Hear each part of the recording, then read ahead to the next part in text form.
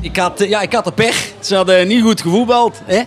We hadden de nationale EK-hit hadden we met oranje de kleur van ons hart. En die klapte toen in 1 week van niks naar 11 in de top 100.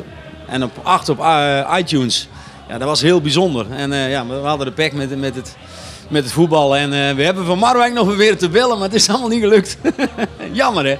Maar ja, toen zei je ook, als het voetbal voorbij is, dan ligt er een hit klaar. Daar ga ik nog niks over vertellen, want die is zo geniaal. Ik vind hem geniaal. Dat komt dat ik hem zelf geschreven heb, denk ik. Nee, dat is klets. Maar ik vind het een heel leuk liedje. Ik vind het weer, toch wel weer een ouderwetse Schuurmansplaat. Het wordt van mij verwacht dat ik feestmuziek maak. En daar gaan we dan maar stevast mee verder. En volgens mij gaat hij het wel worden. Ja, een evergreen, denk ik. Net als Laat de zon in je hart en Als ik haar zie en Handen in de lucht. En al die liedjes allemaal, ja. Hoe heet die? Als het weekend is. Dus in het weekend is er vaak een hele hoop feestgedruis. En daar gaat het liedje ook over. Ja. Ja, want wat doe jij altijd in het weekend? Ja, vaak optreden. Maar dat is ook leuk om te doen. Je komt overal, net vandaag staan we hier weer in Nijmegen.